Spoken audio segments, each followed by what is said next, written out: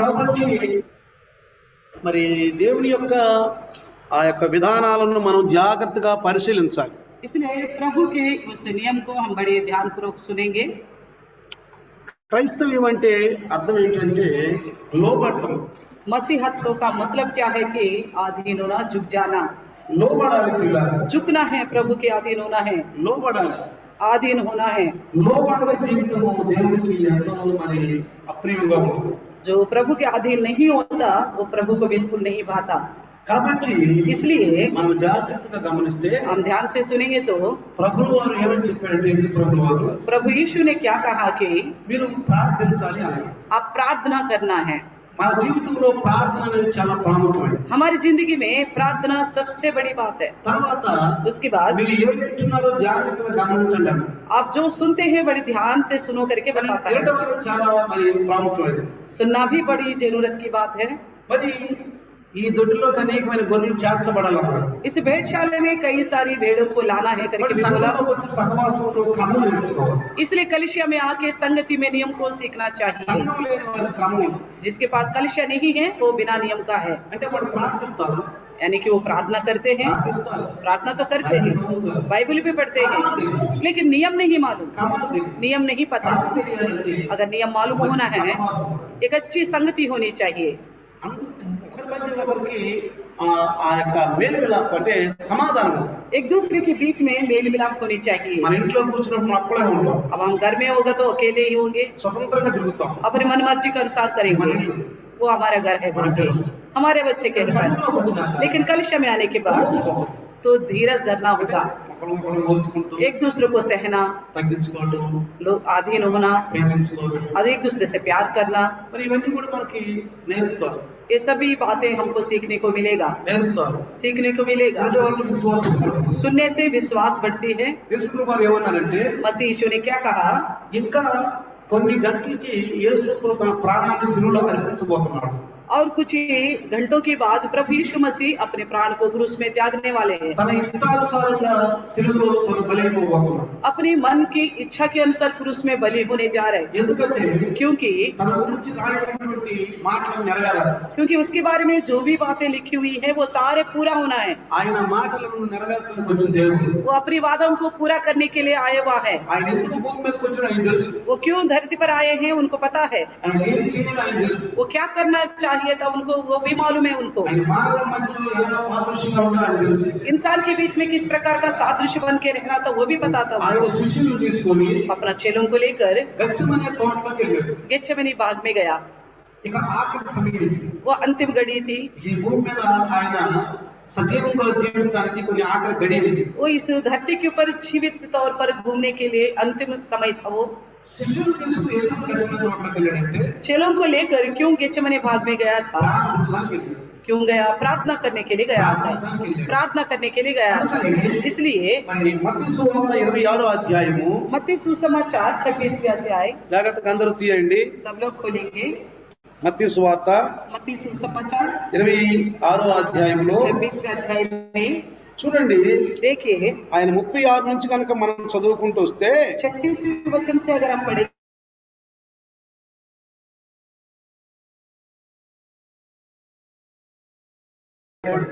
तो यीशु अपने चेलों के साथ गेत्सेमनी नामक एक स्थान में आया करके लिखा है। అక్కడ ఏం జరుగుతుందంటే वहाँ क्या कहा है? నేను అక్కడికి వెళ్ళి ప్రార్థిస్తాను, मैं वहाँ जाके प्रार्थना करूं, మీరు ఇక్కడ కొంచెం ప్రార్థించండి. आप यहाँ बैठ के प्रार्थना करना। చూడండి ఏమంటాడు. देखिए क्या बोलता है? నేను అక్కడికి వెళ్ళి ప్రార్థిస్తాను, मैं वहाँ जाके प्रार्थना करूंगा, ఇక్కడ నుండి ప్రార్థించండి. आप यहीं बैठकर प्रार्थना करना। మీరు కూడా ప్రార్థించండి, यानी कि आप भी प्रार्थना करना, నేను కూడా ప్రార్థిస్తాను. मैं भी प्रार्थना करूंगा। కాబట్టి పిల్లలారా, इसलिए प्रियो ఆయన ప్రార్థిస్తున్నాడు. वो प्रार्थना करता है। ప్రార్థిస్తూ वो प्रार्थना करते हुए 29 में क्या कहता है?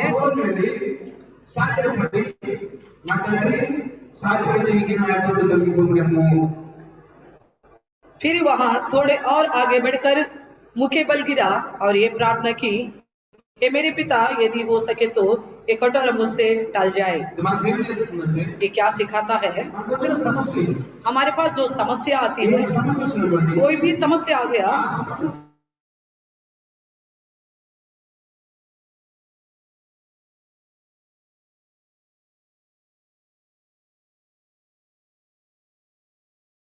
कि हम प्रार्थना करते हैं, తొలగించలేదు, हम प्रार्थना करने के बावजूद भी कुछ समय के बाद वो समस्या नहीं हटी। చూడండి ఇక్కడ ఏమన్నాడు ఆ మాటలో, फिर क्या कहता है यहाँ पे, అయినను నా ఇష్ట ప్రకారం కాదు అన్నాడు. तो भी मेरे में चाहने की वैसा नहीं है करके నీ बोलता ఇష్ట है, ప్రకారమే కాదు परंतु जैसा तू चाहता है वैसा ही हो। అంటే ఇప్పుడు అర్థం ఏంటి? कहने की मतलब क्या है, ప్రార్థనలో అడగాలి, प्रार्थना में मांगना है, అడగమన్నాడు, मांगने को कहा है, అడగమని ఇవ్వమన్నాడు. मांगो तो दिया जाएगा। ప్రార్థన అడగాలి, प्रार्थना में मांगना है, అడిగినాక मांगने के बाद ఒకవేళ అది మనకు పడలా, वो समस्या हमसे नहीं हटी, మనకేం దొరకలా, हमें कुछ मिला भी नहीं है, ఏమన్నాడు? तो क्या कहता है, तो शायद ये प्रभु का इच्छा होगा। నేను అడిగాను, मैंने तो मांगा है, నేను అడిగాను, मैंने तो मांगा है, ప్రార్థించాను, प्रार्थना भी की, ప్రభు ఈ సమస్య నుంచి తొలగించను అన్నాను. प्रभु इस समस्या से मुझे बचाव करके भी कहा। ఏంటి ప్రభు కాలేదేంటి? प्रभु क्यों नहीं गया ये समस्या?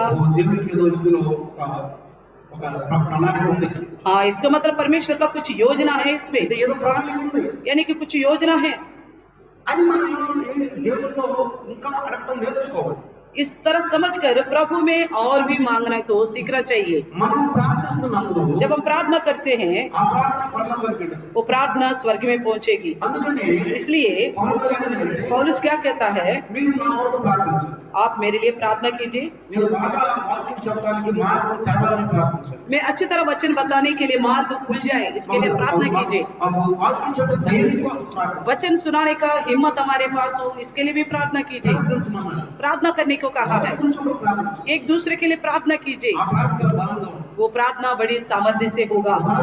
एक बार ఒక అమెరికా దొరగారు డాక్టర్ గారు, एक अमेरिकन व्यक्ति है, डॉक्टर जी है, ఆయన సౌత్ ఆఫ్రికా వచ్చారు. वो साउथ अफ्रीका में गया था, అక్కడ డాక్టర్ పని చేయడానికి వచ్చారు. वहाँ डॉक्टरी का काम करने के लिए आया, అనేక మంది సువార్త అందిస్తున్నారు. बहुत लोगों को सुसमाचार सुना रहा ఆయన था, మిషనరీగా వచ్చారు. वो मिशनरी के तौर पर आया। అయితే तो फिर నెలకు ఒకసారి ఆయన महीने में एक बार తన సైకిల్ వేసుకుని వెళ్ళి अपने साइकिल में जाकर, శహరంలోకి వెళ్ళి शहर में जाकर, ఆ బ్యాంకుకి వెళ్ళి తన చెక్కు మార్చుకుని बैंक में जाकर अपना चेक को चेंज करता ఆ है, డబ్బులు తీసుకొని वो पैसा लेकर, కొన్ని మందులు కొనుక్కొని कुछ दवाइयाँ लेकर తను వస్తూ ఉండేవాడు. वो आता जाता रहता ఆ था। వస్తూ आते वक्त ఆయన అలసిపోయినప్పుడు जब वो थक जाता था, ఒక సత్రంలో కొంచెం సేపు కూర్చొని ఆయన విశ్రాంతి తీసుకున్నాడు. तो एक जगह वो बैठकर आराम पाता था।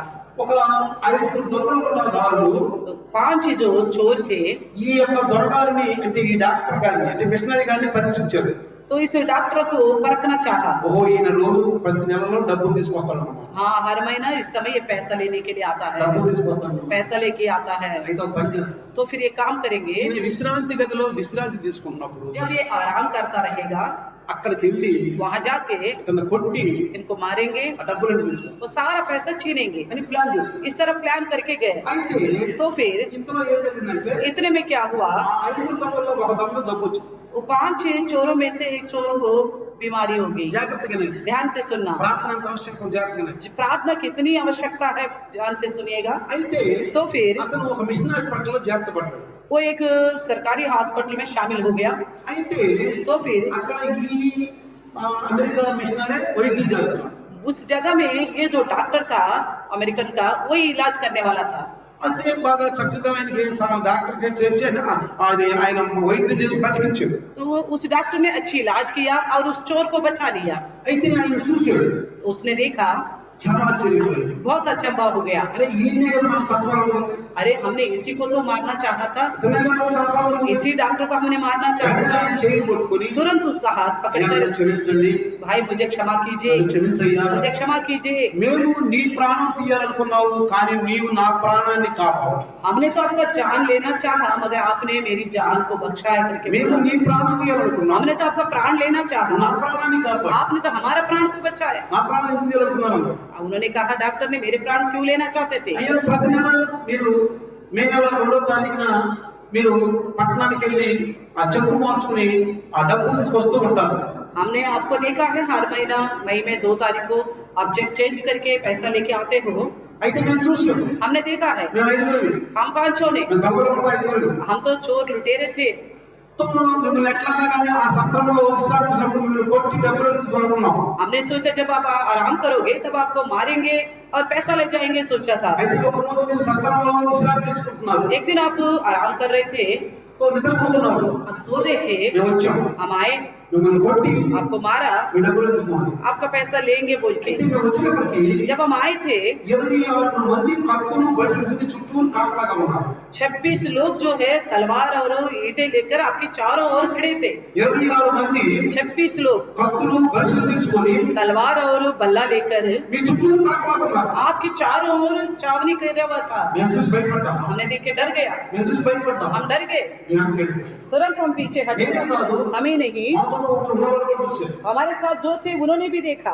तो मेरी चीजें काम के लिए तो ऐसा हमने कुछ भी नहीं कर पाया, हम वापस चले गए। अपना नाम चेंज कर तुरंत उन्होंने अचंबा हो गया। 26 लोग, 26 तो कोई नहीं मेरे पास, मैं तो अकेला था, मैं अकेला सो रहा था। उन्होंने सोचा था ऐसा, फिर उन्होंने सोचा कि ये परमेश्वर का कार्य है। उसके बाद वो अमेरिका गए थे, कलिशे में गवाही बता रहा था, कलिशे में गवाही बता रहा था। गवाही सुनते वक्त उसके साथ जो कुछ भी हुआ वही बता रहा था। उस कलिशे में एक व्यक्ति उठ के खड़ा हो गया, पास्टर जी कौन सा डेट में हुआ था? उन्होंने कहा मैं 2 तारीख को। तब उन्होंने कहा మన యొక్క మిషనరీ గారి గురించి ప్రార్థన చేయండి అన్నప్పుడు ఎంతమంది ప్రార్థన చేశారో లేచి నిలబడండి అన్నాడు. तो मैं 2 तारीख को हमारी मिशनरी के लिए प्रार्थना करेंगे। जब हमने बताया था कितने लोग उनके लिए प्रार्थना करे थे, सब खड़े हो जाइए, లేచి నిలబడండి అన్నాడు. खड़े हो जाइए बोला। మిషనరీ చూసి मिशनरी ने देखा, ఆశ్చర్యపోయాడు. अचंबा हो गया। ఎంతమంది తెలుసా? कितने लोग खड़े हुए थे पता है? 26 लोग खड़े हुए थे। ఎంతమంది? कितने लोग?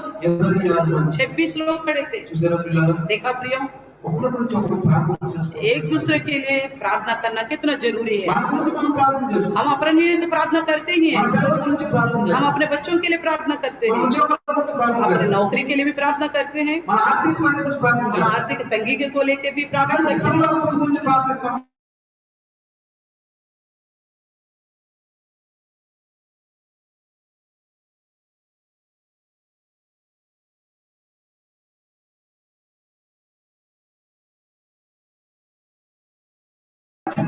इसलिए प्रियो సంఘం గురించి से वचन बता सके, ధైర్యంగా ప్రార్థన చేయండి. हिम्मत से वचन बता सके, ప్రార్థించండి. प्रार्थना कीजिए। మరి ప్రార్థిస్తున్నాను क्या आप प्रार्थना करते हो? ప్రార్థిస్తున్నాను. क्या प्रार्थना करते हो? ఈ యొక్క శ్రమ దినాల్లో इस लेंट डेज ఈ में, శ్రమ దినాలు इस लेंट डेज में, లెంట్ అంటే ఏం చెప్పాను మీకు? लेंट का मतलब मैंने आपको क्या बताया లెంట్ था? అంటే ఏం చెప్పాను? लेंट का मतलब क्या है?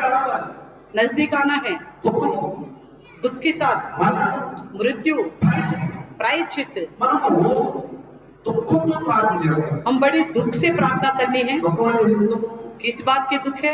స్వార్థ కార్యక్రమాలు జరుగుతుంది. सुसमाचार का लिए रुकावट हो रहे, ప్రభువా యేసు ప్రభువుకి విరుద్ధంగా పనిచేస్తున్నారు. प्रभु यीशु के विरुद्ध काम चल रहे, కాబట్టి నాయన इसलिए प्रभु అలాంటి వారికి మంచి మనసు ఇవ్వండి. इस तरह के लोगों को अच्छा मन देना।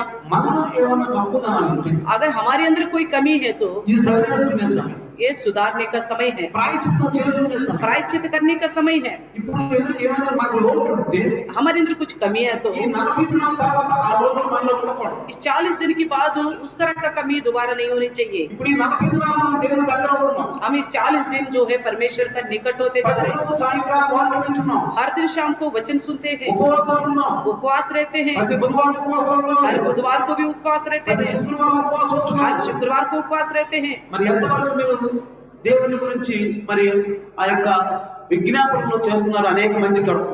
आप कितना दूसरों के लिए और परमेश्वर के लिए विनती करते हैं। కాబట్టి పిల్లలు इसलिए प्रियो, బైబిల్లో ఏం రాయబడిందంటే बाइबल में क्या लिखा हुआ है?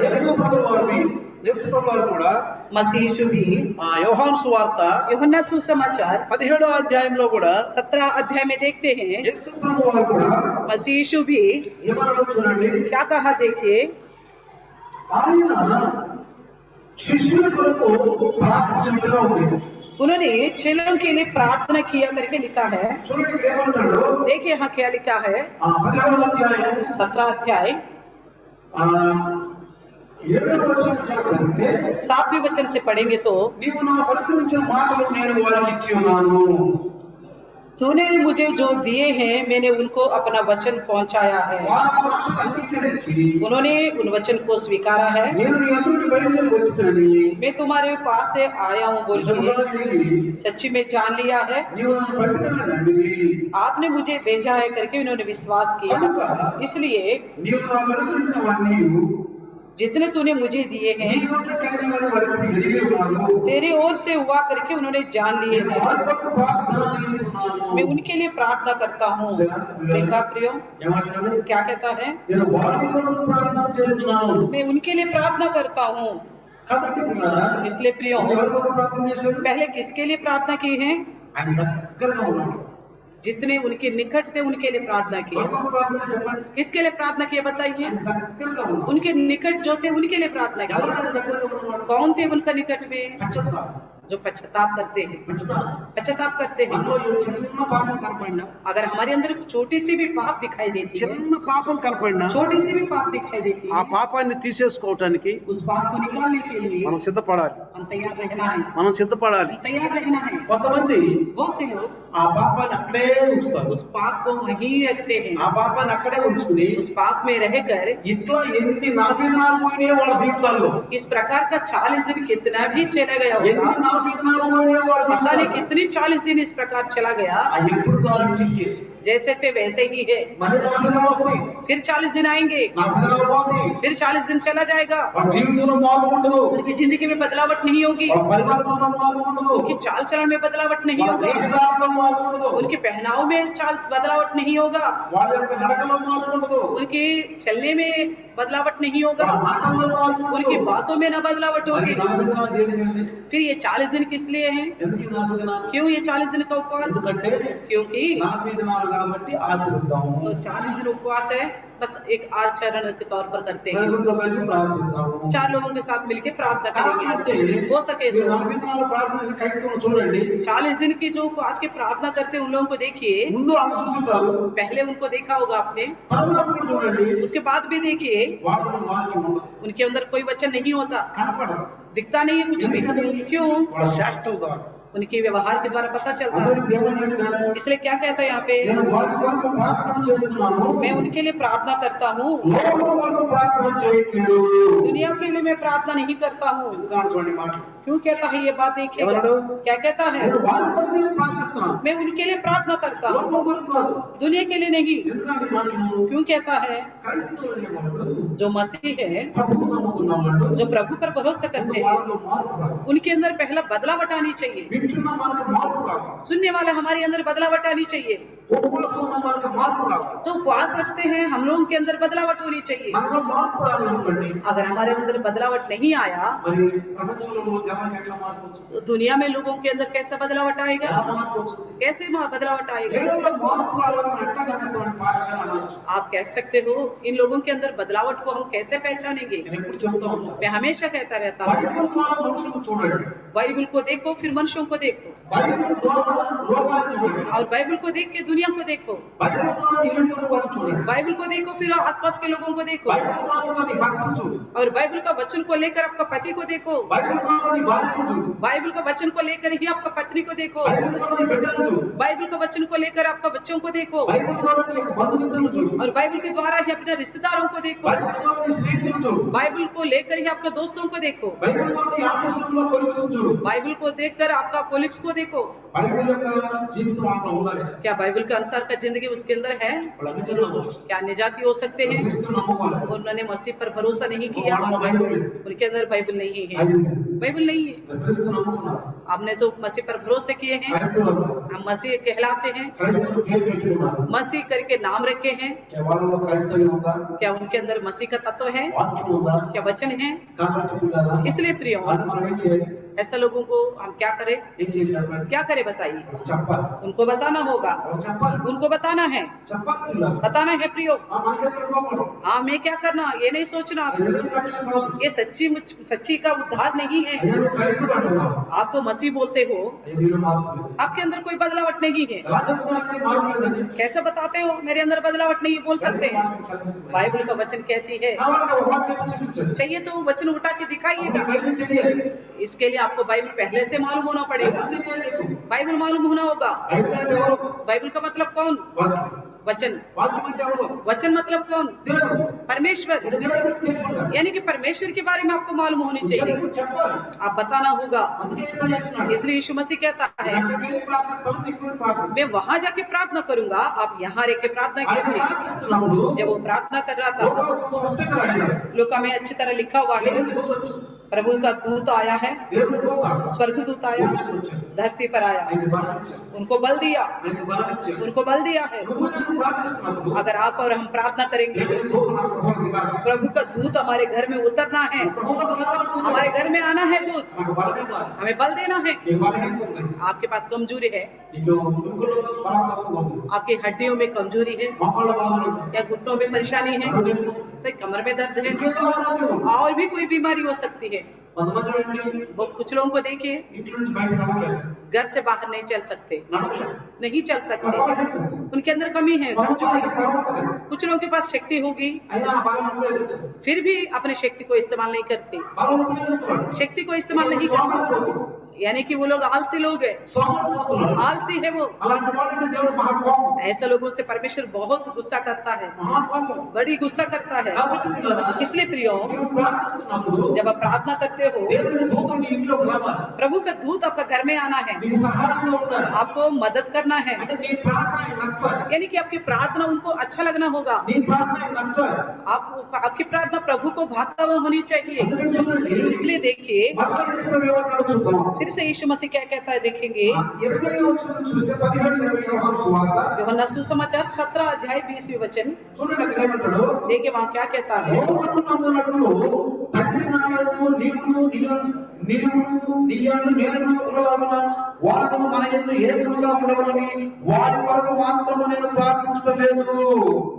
यहाँ पे तो इसमें मैं केवल इन्हीं के लिए विनती नहीं करता 20वें वचन में, परंतु उनके लिए भी जो इनके वचन के द्वारा मुझ पर विश्वास करेंगे। और వాక్యములో నా యందు విశ్వాసముంచు వారందరూ ఏకమై ఉండవలని వారి కొరకు ప్రార్థించుచున్నాను.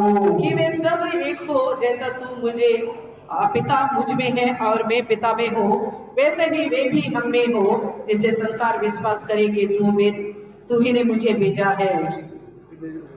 वही 20 में ऐसा ही लिखा हुआ है। ఇప్పుడు ఎవరి గురించి అన్నాడు ఇక్కడ? या किसके लिए कहता है, ఎవరి గురించి ప్రార్థిస్తున్నాను అన్నాడు? किसके लिए प्रार्थना करता है? ఇప్పుడు అపోస్తలుల గురించే కాదంట. प्रेरितों के लिए ही नहीं, వాళ్ళ వాక్యం విన్న వాళ్ళ గురించి కూడా ప్రార్థిస్తున్నాడు. उनके द्वारा जितनों ने वचन सुना है उनके लिए प्रार्थना అంటే करता है। కేవలం యేసు ప్రభువు వాళ్ళ దగ్గర ఉన్న అపోస్తలుల గురించే కాదు, केवल यीशु मसीह उनके पास जो थे प्रेरित उनके लिए नहीं, వాళ్ళ వాక్యం విన్నవాడు. उनके द्वारा जिन्होंने वचन सुना है, అంటే మనం ఎవరైతే వాక్యం చెప్తామో यानी कि हम किसी को वचन बताते हैं, వాళ్ళ తప్పులు ఎత్తి చూపిస్తాం. उनकी गलतियों को उठाते दिखाते हैं। చాలా మంది అంటారు, बहुत से लोग बोलते हैं వాడు వెళ్ళిపోతే నాకు ఎందుకు? वो कहाँ चले गए तो मुझे क्या करना, వాడే తప్పని పాపం. वो पाप में ही मरेगा, ఎందుకు లేదు? నాకేమో బాధ ఎందుకు? मुझे क्या करना है, నా విశ్వాసాన్ని కాపాడు. मैं अपने विश्वास को बचा के నా रखूंगा, విశ్వాసాన్ని కాపాడు. मैं अपने विश्वास को ही बचा के నా रखूंगा। కుటుంబం, నా పిల్లలు, मेरा परिवार, मेरा बच्चा, నా ఉద్యోగం, मेरी नौकरी, చాలు. बस ఎవరు వెళ్ళిపోతారు? कौन कहाँ चले गए मुझे क्या करना। చెప్పరు వాళ్ళు. इस तरह कोई दूसरे को बताते नहीं है। మనం అంటారు, बहुत से लोग बोलते हैं, और बताने पर भी वो सुनते नहीं है। జగడాలు ఎందుకు అనవసరం? वो बेकार का लड़ाई क्या करनी है, జగడం ఆడాలంటే ఎందుకు చెప్పాలి? तो लड़ाई करने के जितना क्यों बताना है। సమాధానపరచువారు దేవుని కుమారులు అన్నాడు. मेल मिलाप कराने वाला परमेश्वर का पुत्र कहलाएंगे बोला, సమాధానపరచువారు దేవుని కుమారులు. तो मेल मिलाप कराने वाला परमेश्वर का संतान है। సమాధానం ఉండాలి. आपकी बातों में मेल मिलाप होनी चाहिए। ఇతరులకి ఏమైనా మాటలు చెప్తున్నప్పుడు आप दूसरों को कुछ बातें बताते हो, సమాధానం చెప్పు. मेल मिलाप से बात करो। అయ్యా, నీకు ఇట్లా ఉంటే నువ్వు పరలోకానికి వెళ్ళవు. आप इस तरह रहोगे तो स्वर्ग में नहीं जाओगे, పరలోకానికి వెళ్ళవు. आप स्वर्ग में नहीं जाओगे, छोड़ दो। నీకు ఎట్లా తెలుసా నేను పరలోకానికి వెళ్ళని? आपको कैसे पता मैं स्वर्ग नहीं जाऊंगा बोल सकता है। శరీరం యొక్క మనసు ఉన్నవాడు పరలోకానికి వెళ్ళని. जो शरीर अनुसार का मन रखते हैं वो स्वर्ग में नहीं जाएगा। తిరిగి జన్మించాలి. तो फिर से जन्म लेना है, తిరిగి జన్మించాలి. दोबारा जन्म लेना है। దేవులో జన్మించాలి. कैसा जन्म लेना है, ఆత్మలో జన్మించాలి. आत्मा में जन्म लेना है, శరీరపరంగా కాదు, शरीर का अनुसार नहीं है। ఆత్మలో జన్మించాలి. आत्मा में जन्म लेना है। ఆత్మలో జన్మించాలి. ఏం చేయాలి? आत्मा में जन्म लेने के लिए क्या करना है, प्रायश्चित करना है। ఈ 40 దినాలు ये 40 दिन ప్రాయశ్చిత్తం, प्रायश्चित करनी है, దుఃఖము, दुख के साथ యేసయ్యా यीशु मसीह నా పాపాల కొరకు నన్ను శిలువెక్కి मेरे ही पापों की खातिर अपने क्रूस उठाया, నా పాపాల కొరకు నన్ను సరిపింది मेरे ही पापों की खातिर आपको मारा गया, నా పాపాల నిమిత్తం కొడాతో కొట్టింది मेरे ही पापों की खातिर आपको कोड़ों को मार सहना నా पड़ा, పాపాల నిమిత్తం నీ ముఖాన్ని ఉమ్మేసింది मेरे ही पाप को लेकर भी आपके मुंह में थूका गया, నా పాపాలను తీసివేయడానికి నువ్వు భూమి మీదకి వచ్చింది मेरे ही पाप को निकालने के लिए आप धरती पर आए थे। అందరూ ఎలా ఉంటారంటే कुछ लोग कैसे रहते हैं, నా 5 కొవ్వొత్తులు ఉన్నాయి 5 కొవ్వొత్తులు 5 मोमबत्तियां हैं, 5 కొవ్వొత్తులు 5 मोमबत्तियां, అయితే ఆ ఇంట్లో కరెంట్ పోయింది उस घर में बिजली चले गई, బయట కూడా చీకటిగా ఉంది बाहर भी अंधेरा है। ఆయన అనుకున్నాడు उन्होंने सोचा నేను బయటకు వెళ్తున్నాను కదా मैं बाहर जा रहा ఒక हूँ, కొవ్వొత్తి వెలిగిస్తున్నాము एक अगरबत्ती मोमबत्ती को ले जाऊंगा, ఇంట్లో ఒక కొవ్వొత్తి వెలిగిస్తాం घर के अंदर एक मोमबत्ती जलाऊंगा, ఒక కొవ్వొత్తి తీసుకున్నాను एक मोमबत्ती लिया ఆ వెలిగించడానికి వెలిగిస్తున్నాడు तो जलाने के लिए कोशिश कर रहा था, వెంటనే ఒక సౌండ్ పడింది तुरंत एक आवाज सुनाई दिया, నన్ను వెలిగించు मुझे मत जलाना, నన్ను వెలిగించు मुझे नहीं जलाना। వెంటనే అటు చూశాడు इधर उधर देखा मोमबत्ती వైపు చూశాడు तो मोमबत्ती की ओर देखा, मोमबत्ती అంటుంది मोमबत्ती बोल रही थी నన్ను వెలిగించు मुझे मत जलाना, నేను ఎలాగనుకోవటం లేదు मैं जलना नहीं चाहता हूँ, నేను ఎలాగనుకోవట్లేదు मैं नहीं जलना चाहता, నాకు నేను కథం చేసుకోవట్లేదు मैं अपने आप को खत्म करना नहीं चाहता हूँ, నేను ఎలాగను मैं नहीं जलूंगी, నేను ఎలాగను नहीं जलूंगी। దేనిది ये क्या है, నువ్వు ఎలగటానికే నేను తయారు చేసింది आपको इसलिए बनाया गया तो रोशनी दे सके, నిన్ను ఎలగటానికే తయారు చేసినప్పుడు आपको जलाने के लिए ही इस्तेमाल बनाया गया, నువ్వెందుకు ఎలగను? तू क्यों नहीं जलेगी। ఇప్పుడు నేను ఎలగాలనుకోవట్లేదు वो मोमबत्ती बोलती अब नहीं जलना चाहती సరే मैं, నువ్వు అక్కడ నుంచి ఉండాలి ठीक है तू वहीं रह। ఇంకొక मोमबत्ती తీసుకో. एक और मोमबत्ती लिया, ఆ मोमबत्ती వెలిగించు. उस मोमबत्ती को भी నేను जलाया, ఎలగాలనుకోవట్లేదు. वो भी बोलती मैं भी जलना नहीं चाहती, నేను ఎలగాలనుకోవట్లేదు. नहीं जलना चाहती। ఎందుకని क्यों, నేను నాకు ఇప్పుడు అంత అవసరం లేదు मैं जरूरत नहीं समझती। तब कहा బయట उन्होंने చీకటిగా ఉంది बाहर तो अंधेरा है, ఇంట్లో చీకటిగా ఉంది घर में भी अंधेरा है, మిమ్మల్ని ఎలిగించడానికి తీసుకొచ్చాను आपको जलाने के लिए ही मैं लाया हूँ, మీ బాధ్యత అది आपकी जिम्मेवारी है ये, ఎలగండి जलिए आप। మీ ఎలగాలనుకోవట్లేదు वो कहते हम नहीं जलना चाहते। मोमबत्ती ఎక్కడ तीसरा मोमबत्ती ने भी ऐसे ही నాలుగో कहा, मोमबत्తి ఎక్కడ चौथी ने भी ऐसा ही कहा, ఐదో मोमबत्తి అంది पांचवी ने कहा అయ్యా भाई ఒక పని చేస్తాం एक काम करेंगे, పాటలు పాడతాం गीत गाएंगे, हम పాటలు పాడతాం गीत गाएंगे, మేము ఎలగాలని हम तो जलेंगे नहीं, పాటలు పాడతాం गीत गाएंगे। అంటే అర్థం ఏంటి इसका मतलब क्या है, జాగ్రత్తగా గమనించండి. ध्यान से सुनिए। కొంతమంది कुछ लोग వాళ్ళకై వాళ్ళు ఆ త్యాగపూర్ణ జీవితంలో ఒప్పుకోరు. अपने आप त्यागपूर्ण जिंदगी जीने के लिए राजी नहीं होते, సుఖంగా బతకాలి. वो सुख से जीना चाहते हैं, సుఖమే రాదు. सुख से जीना चाहते చాలా हैं। మంది చూడండి, बहुत से लोगों को देखिए ఉదయం లేస్తారు, सुबह उठते हैं, కొంచెం మొహం ప్రార్థన చేస్తారు, घुटनों में आके प्रार्थना करते हैं, మొహం ప్రార్థన చేస్తారు, घुटनों में आके प्रार्थना करते బైబిల్ రోజుగా చదువుతారు, हैं, बाइबल अच्छी तरह पढ़ते हैं, ఇంట్లోనే ఉంటారు, घर में ही रहते हैं, రెస్ట్ తీసుకుంటారు. आराम भी करते हैं, కానీ लेकिन ఒక్క సంఘంలో ఒక్క విధానంలో కూడా కలిసి कलिशे में किसी भी विषय के साथ जुड़े हुए नहीं होते। ఢిల్లీలో ఉండేవాడు చూడండి, दिल्ली में रहने वालों को ఒక్క देखिए, ప్రోగ్రామ్ కన్నా మీరు వచ్చారా? एक प्रोग्राम में भी आप आए हैं, మీరు వచ్చిన చర్చకి ఒక్క ప్రోగ్రామ్ కన్నా వచ్చారా? किसी एक प्रोग्राम में भी आप आए हैं। నీ ప్రోగ్రామ్ జరుగుతుంది, कितना प्रोग्राम हो रहे चर्च ఒక में, ప్రోగ్రామ్ కన్నా వెళ్దాం, किसी एक प्रोग्राम में आप आए हैं, ఇది కలిసి వద్దాము, जाके मिलेंगे। పాస్టర్ అనౌన్స్మెంట్ చేసాడు, पास्टर जी ने अनाउंस किया है, ఒక్కడే అనుకున్నారా? क्या किसी ने एक ने सोचा आपने, వీళ్ళు స్వార్థపరులు, మోంబత్తిలాగా అగ్రబత్తిలాగా స్వార్థపరులు. आप भी मोमबत्ती की तरह स्वार्थी हो, అంటే यानी कि సోమరులు, आलसी, సోమరులు. आलसी हो। పిల్లరా, प्रियो, ఇలాంటి సోమరులు చూస్తే దేవుడు అయ్యా పాటలు పాడతా కానీ మేము ఎవరు तो मोमबत्ती कहते हैं हम गीत गाएंगे मगर हम नहीं जलेंगे बोलते, దాని గురించి మీరు పాటలు పాడతాం, दूसरों के लिए गीत गाएंगे, బైబిల్ చదువుతాం, बाइबल पढ़ेंगे, ప్రార్థన చేసుకుంటాం. प्रार्थना करेंगे, కానీ लेकिन సంఘంలో కార్యక్రమాల్లో మేము కలం कलिशे के कामों में शामिल नहीं होंगे, ఒక పని కూడా మేము రాం. एक काम के लिए भी हम आगे नहीं आएंगे। పిల్లరా, प्रियो, జాగ్రత్తగా గమనించండి. ध्यान से सुनिए, ఈ యొక్క కొవ్వొత్తులు ये मोमबत्ती जो है తనకు వచ్చిన బాధ్యత నెరవేర్చ उनको जो जिम्मेवारी दिए गए हैं वो पूरा नहीं कर रहे, నెరవేర్చలేదు. पूरा नहीं कर रहे। జాగ్రత్తగా గమనించండి. ध्यान से सुनना, దేవుడు ఎంత గొప్పవాడో తెలుసా? परमेश्वर कितना महान है पता है, మన పరిస్థితి, నీ పరిస్థితి, నా పరిస్థితి ఆయనకు తెలుసు. हमारी हालत आपकी हालत वो जानता है, ఏ ప్రాంతంలో ఉన్నామో తెలుసు. आप किसी जगह में हो वो भी जानता है। యేసు ప్రభువును చూడండి, मसीह यीशु को देखिए, కాలు నడకన पैदल चलते हुए ప్రాంతం తిరిగి कई सारी जगहों में गया। ట్రాక్స్ అన్న మోస్తున్నావు आप किसी एक को एक ट्रैक्स बांधते నీ हो, ఇంటికి బయటకు వచ్చి ఒక అగరం ట్రాక్ మోస్తున్నావు आपके घर से बाहर आके किसी को भी सुसमाचार का पत्र देते हो, నీ స్నేహితుడికి వాక్యం చెప్తున్నావు आपके दोस्तों के पास जाके वचन बताते हो, ఎవరికన్నా ఒకరికన్నా किसी एक को बताते हो, నీ ఫోన్లో చెప్తున్నావా आप फोन के द्वारा किसी को वचन बताते हो, ఎవరికన్నా చెప్తున్నావా किसी को भी बताते हो। మరి దైవదాసుడికి వాక్యం అన్నా చెప్తున్నావా चलो प्रभु का दास ने जो बताया कम से कम वो भी बताते हो, ఆ వాక్యం అన్నా చెప్తున్నావా वो वचन बता सकते हो। కేవలం స్వార్థపరమైనటువంటి ఆ కొవ్వొత్తులాగా జీవిస్తున్నావా आप केवल उस स्वार्थी मोमबत्ती की तरह जीते हो। అదే నా ఉద్యోగం अगर बोलने पे कहेंगे मेरा नौकरी, నాకు సమయం లేదు मेरे पास समय नहीं है, मेरे बच्चे हैं, నా భర్త मेरे पति है, నా భార్య मेरे पत्नी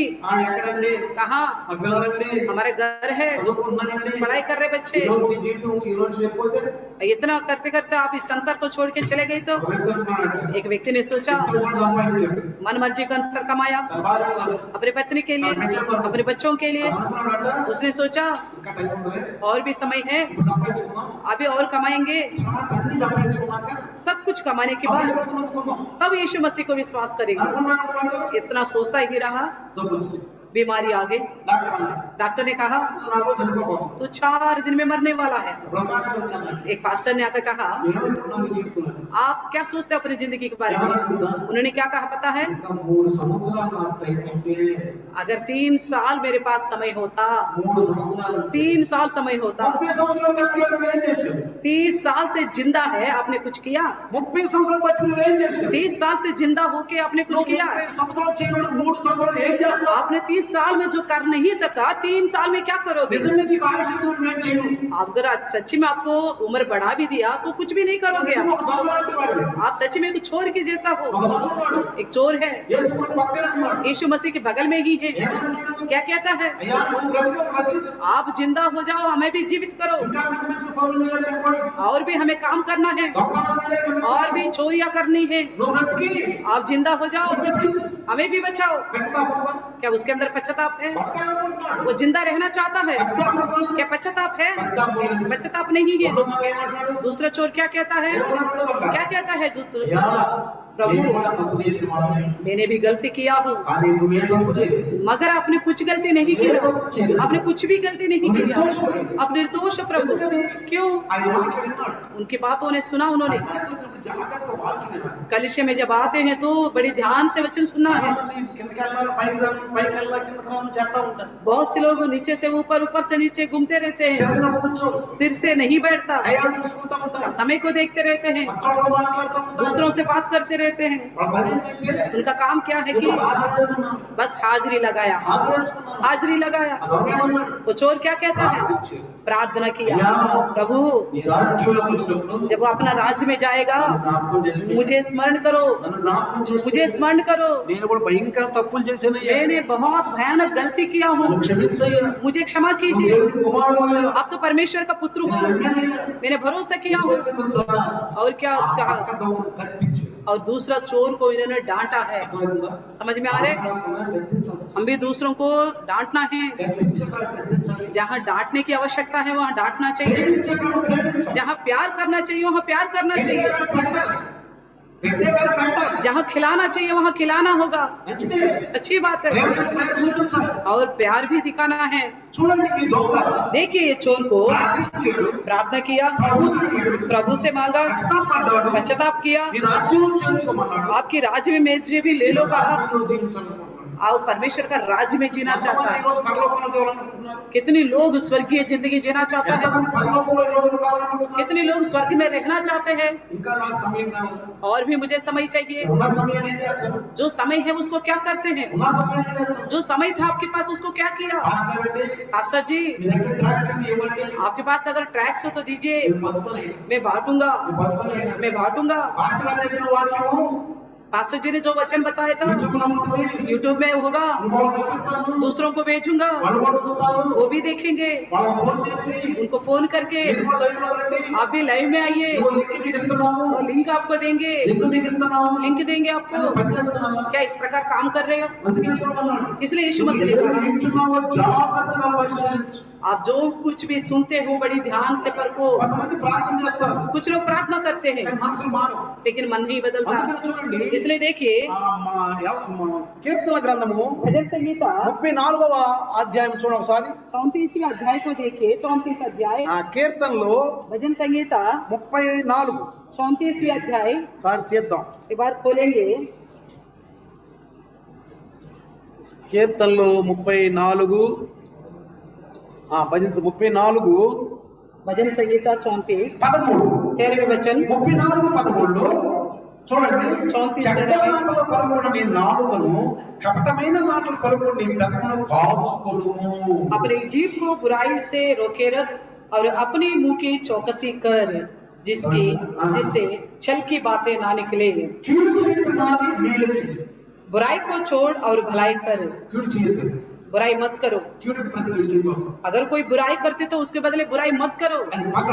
वो बदला लेने के स्वभाव, పగ. वो बदला लेने के स्वभाव। कि 40 दिन में నీకు ఇచ్చిన అవకాశం आपको एक मौका दिया गया है నాకు ఇచ్చిన అవకాశం और मुझे भी एक मौका दिया है।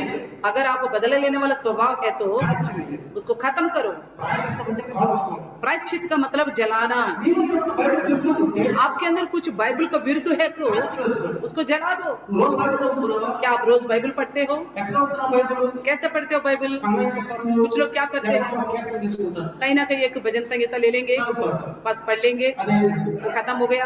సార్లు తీసుకుంటారు. कल नीति वचन लेंगे, కానీ చదువుతారు. उसको थोड़ी देर पढ़ेंगे, उसको छोड़ देंगे। బైబిల్ పూర్తి చేసావు. कभी अपने जिंदगी में बाइबल को पूरा किया है? బైబిల్ పూర్తి చేసావు. पूरा बाइबल को खत्म किया ఈ आपने? సంవత్సరం ఈ సంవత్సరం రక్షణ వచ్చి आप उद्धार पाके कितना साल हो रहे ఒక్క సంవత్సరం బైబిల్ పూర్తి చేసావా? कि किसी एक साल में एक बाइबल पूरा किया आपने? అందుకే దేవుడు మాకు ఇచ్చిన మంచి మనసు ఏంటి తెలుసా? प्रभु ने क्या अच्छा मन दिया पता है? 1,20,000 ఖర్చు పెట్టి ప్రతి సంవత్సరం మేము కార్యక్రమం చేస్తాం. 1 लाख करीब खर्चा करके हर एक साल कैलेंडर बनाते हैं ఫ్రీగా ఇస్తాం. और मुफ्त में देते हैं। జనవరి 1వ తారీఖు నుండి డిసెంబర్ 31 దాకా పూర్తి బైబిల్ అయిపోతుంది. जनवरी 1 तारीख से लेकर दिसंबर 31 तक बाइबल पूरा खत्म हो जाता ఈ है। రోజు మీరు బైబిల్ వాళ్ళు చెప్పండి, ఈ రోజు పాఠాలు చెప్పండి. आज का पाठ बताइए जो बाइबल पढ़ने లోకాసు वाला। వార్త ఏ పాఠం చెప్పండి ఈ రోజు బైబిల్ వాళ్ళు. लूका सुसमाचार में कौन सा पाठ है आज बताइए बाइबल पढ़ने वाले। ఈ రోజు आज का पाठ పట్టాలి మన పాఠం. नया नियम का पाठ చదివారా మీరు? क्या पढ़ा आपने? ఎవరు చదివారు? किसी एक ने भी पढ़ा?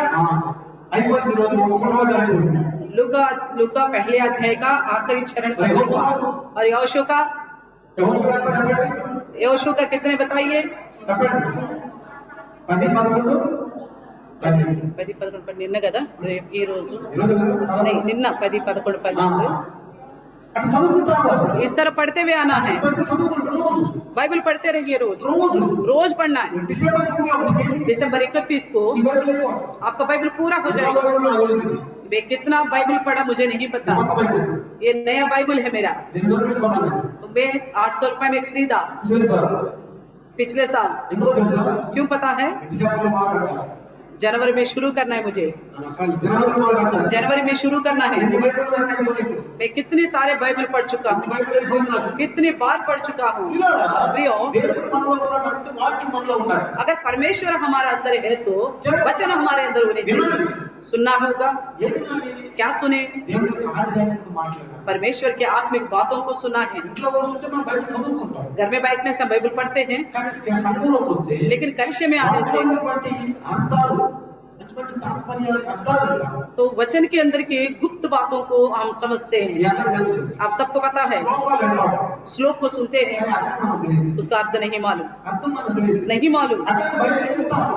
इसी प्रकार बाइबल को पढ़ते हैं అర్థం తెలియదు బైబిల్. लेकिन उसका अर्थ हमें नहीं पता। అందుకే సందేహిస్తున్నాం. इसलिए कलिशे में आना है। ఏదో వాళ్ళు చదివేసి ఎన్నిసార్లు కూర్చున్న సంఘం కాదు. वो 4-5 बार खड़े हो जाए बैठ जाए इस तरह का कलिशा नहीं है। దానిలో ఉన్నటువంటి ఆ భావాలు చెప్పే సహవాసం కాదు. उसके अंदर की अर्थ को बताने वाला संगति होनी चाहिए।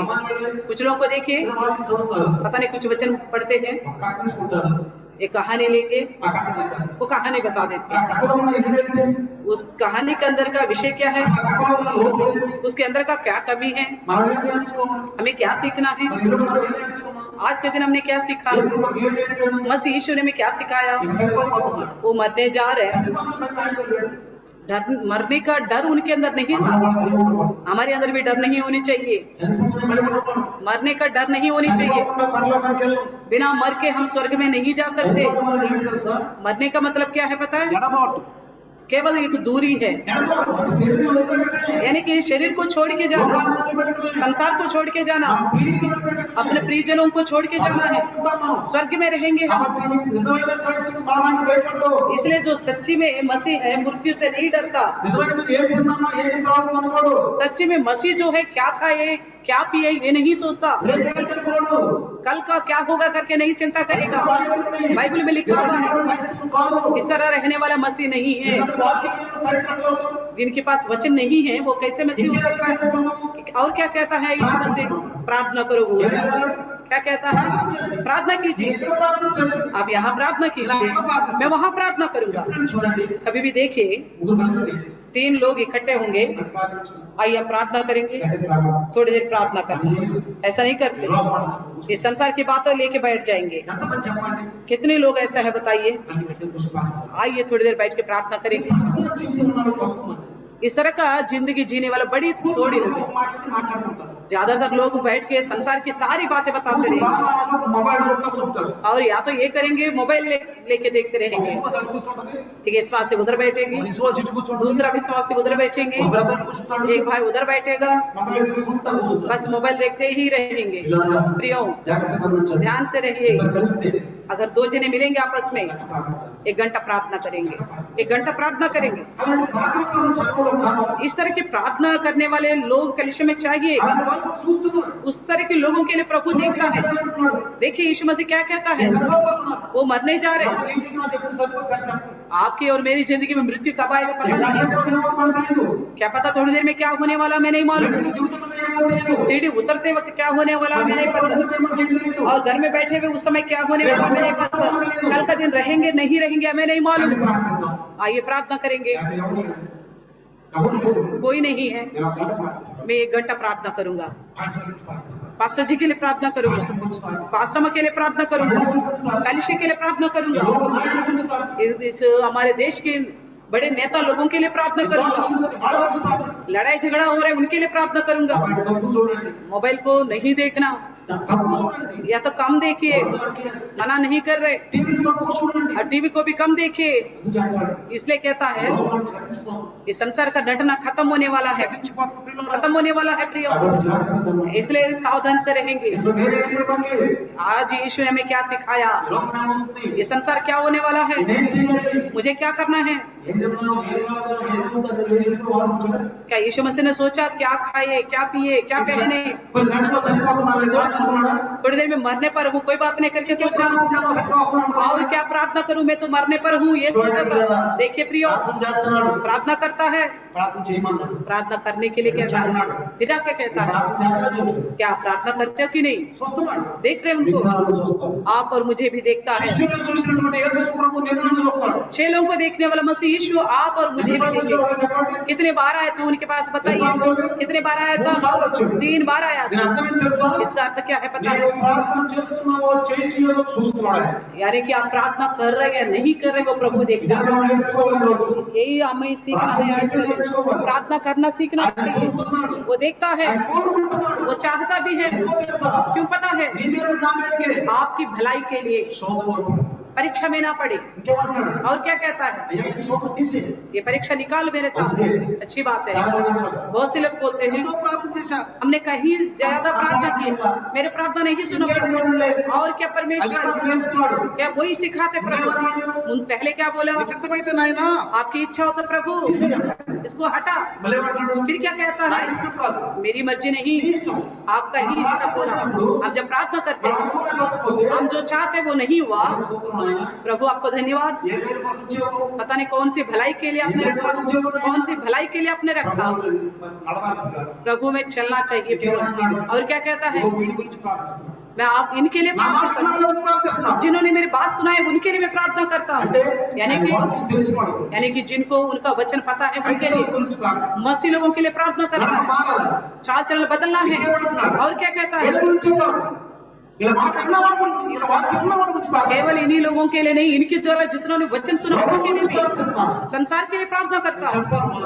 आप बताना है वचन, आपकी गवाही बताओ, ఈ సాక్ష్యం చెప్పు. आपकी गवाही बताओ, దయచేసి వాక్యం చెప్పు. नहीं तो प्रभु का दास का वचन बताओ, ట్రాక్స్ వచ్చు.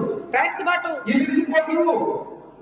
ఈ లింక్ ఇంకోటి ఇవ్వు. ये लिंक दूसरों को भेजो, అప్పుడు तभी వాళ్ళ రక్షణ పొందితే अगर उद्धार पाएंगे वो लोग, నీకు పరలోకంలో ఆశీర్వాదం. तो आपको कल स्वर्ग में आशीष मिलेगा। इसलिए पौलुस कहता है, मेरे लिए प्रार्थना నేను నీ कीजिए, గురించి ప్రార్థిస్తున్నాను. मैं आपके लिए प्रार्थना करता నేను हूँ, నిత్యం నీ గురించి ప్రార్థిస్తున్నాను. मैं आपके लिए प्रार्थना करता हूँ। నేను ఎప్పుడు కూర్చున్నా जहाँ भी बैठे ధ్యానంలో కూర్చున్నా. प्रभु का ध्यान में बैठे, आप कुछ भी कर रहे ఈ हैं, ఆత్మ ప్రార్థించాలి. आपकी आत्मा प्रार्थना में ఈ लगे ఆత్మ रहना, ప్రార్థించాలి. आपकी आत्मा प्रार्थना करते ఇద్దరు रहना। సిస్టర్లు కూర్చుంటే दो बहन बैठेंगे, ఒక గంట ప్రార్థిద్దాం. 1 घंटा प्रार्थना करेंगे, आ जाओ। ఆ తర్వాత కాసేపు మాట్లాడుకో. उसके बाद थोड़ी देर बैठ के बात कर లోక सकते हैं। మాటలు మాట్లాడు. संसार की बातें मत करना, లోక మాటలు మాట్లాడు. संसार की बातें बिल्कुल नहीं करना। నాకు ఈ ప్రార్థన నచ్చదు. इस तरह ఏ ప్రార్థన? एक प्रार्थना मुझे अच्छा नहीं लगता। कौन सी प्रार्थना? నన్ను కూర్చుంటారు. 4 लोग बैठते हैं, ఒక అరగంట మాట్లాడుకుంటారు. आधा घंटा बात करेंगे ఇక్కడ లేచి ప్రార్థన చేస్తారు. और प्रार्थना करते हुए बोलेंगे, నేనేమన్నా నీ విరుద్ధంగా మాట్లాడితే క్షమించయ్యా. हमने अगर आपका खिलाफ, आपका विरुद्ध कुछ बोला तो हमें क्षमा करो। ఇది తెలియదు ఏం మాట్లాడావు? क्या आपको नहीं पता आपने क्या बात किया? ఇది తెలియదు మాట్లాడావా? आपको आप ना जानते हुए आपने बात किया? ఎందుకు చెడ్డ మాటలు మాట్లాడావా? क्यों ऐसे गलत बात बोलनी है? ఎందుకు మళ్ళీ క్షమించమన్నావు? क्यों फिर क्षमा मांगनी है? అంటే ఎన్నిసార్లు నాలుగైదు అందరూ కూర్చొని ఒక అరగంట మాటలు ఎన్నిసార్లు ప్రార్థన చేస్తాం ఇట్లా? अब कितनी बार 4 जने बैठेंगे, आधा घंटा बात करेंगे, कितनी बार इस तरह का प्रार्थना करोगे? हमारी बातों में कोई दोष हो तो क्षमा करो, నీ విరుద్ధంగా మాట్లాడితే క్షమించయ్యా. आपका विरुद्ध कुछ बोला तो क्षमा करो। నీకు తెలియదు దాని విరుద్ధంగా మాట్లాడలేదు. क्या आपको नहीं पता आपने विरुद्ध बोला है, ऐसा ही बोला ఏం है? మాట్లాడుతూ నీకు తెలియట్లేదా? क्या आप बात कर रहे थे आपस में, आपको नहीं पता चल रहा కోసంలో బతుకుతున్నావా? है? इतना बिना होश के जी रहे। 2 గంటలు కూర్చున్నా, 3 గంటలు మాట్లాడినా, आप 2 घंटा बैठा या 3 घंटा बात किया, ఒక మాట కూడా తప్పు మాట్లాడు. एक बात भी गलत बात नहीं आनी चाहिए, एक बात भी गलत बात नहीं आनी चाहिए। ఏమన్నా ఇక్కడ क्या कहता है यहाँ पे? పెదవులు కానబడను. आपकी जीभ को होठों को, చక్కగా పలుకుని నాలుకను, కర్మలను మాట్లాడుకుని పెదవులను కాసుకో. अपनी जीभ को बुराई से रोक के रख, अपने मुंह की चौकसी कर, छल की बातें ना निकली। నీతిమంతుల మీద ఉన్నది. यहोवा की आंखें धर्मी लोगों पर है। ఎవరి మీద ఉన్నట? किस पर है? నీతిమంతుల మీద ఉంది. धर्मियों पर है। ఎవరి మీద ఉంది? किस पर है? నీతిమంతులు. धर्मियों पर।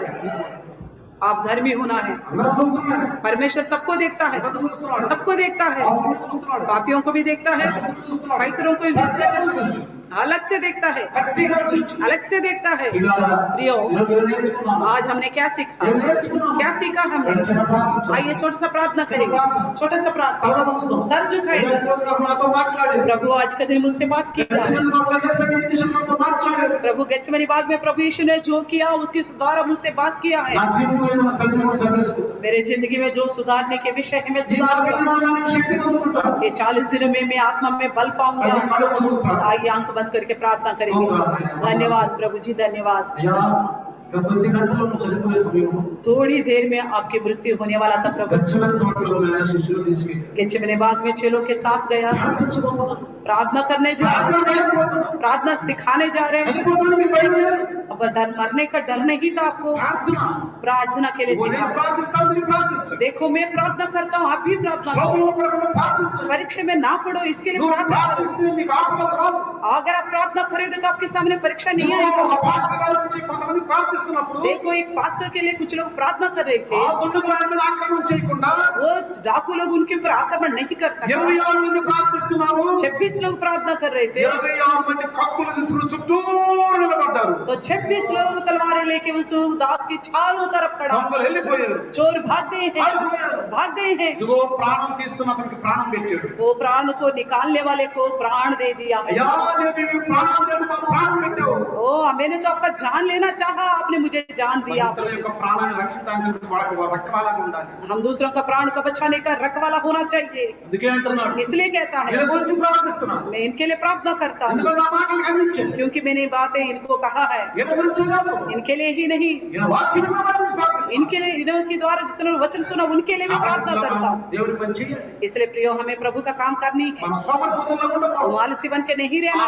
కొవ్వొత్తులాగా वो ఉండకూడదు मोमबत्ती के जैसा नहीं रहना కొవ్వొత్తులాగా और ఉండకూడదు मोमबत्ती को जैसा नहीं తన रहना కర్తవ్యాన్ని నెరవేర్చలేదు अपनी जिम्मेवारी को पूरा नहीं करते हैं కావాలంటే పాటలు పాడతాం हो सकता तो हम गीत गाएंगे बोलते కావాలంటే हैं ప్రార్థన చేస్తాం हो सकता तो प्रार्थना కానీ करेंगे మనకు बोलते వచ్చిన हैं। కర్తవ్యం ఏంటి लेकिन हमें दिया गया जिम्मेवारी क्या है అది యేసయ్య ఏం నేర్పాడు हमें यीशु मसीह ने क्या सिखाया है అందుకే పౌలు అంటున్నాడు మీరు इसलिए पौलुस कहता है मेरे लिए प्रार्थना నీ గురించి कीजिए నేను ప్రార్థిస్తాను मैं तुम्हारे लिए प्रार्थना करता నీ हूँ గురించి నేను ప్రార్థిస్తాను मैं तुम्हारे लिए प्रार्थना करता हूँ छोटी सी प्रार्थना धन्यवाद करते प्रभु దేవుడు మాకు మాట్లాడు प्रभु आज आपने हमसे बातचीत किया అయ్యా దాసుకున్నాడు మాట్లాడు आपके दास के द्वारा हमसे बात किया ఈరోజు प्रभु బుధవారం आज के दिन बुधवार మాట్లాడు आज के दिन आपने हमसे बात किया प्रभु నేర్చుకుంటాను मैंने सीखूंगा प्रभु मैं सीखूंगा प्रभु प्रायश्चित करूंगा प्रभु ఎలా దుఃఖపడరా मैं दुखित हो जाऊंगा దుఃఖపడరా मैं दुखित నీ होऊंगा మరణం గురించి నేను తలంచుకుంటాను आपकी मृत्यु को लेकर स्मरण करूंगा प्रभु सब लोग प्रार्थना कीजिए धन्यवाद करते प्रभु ये छोटी सी प्रार्थना यीशु के नाम से मांगते हैं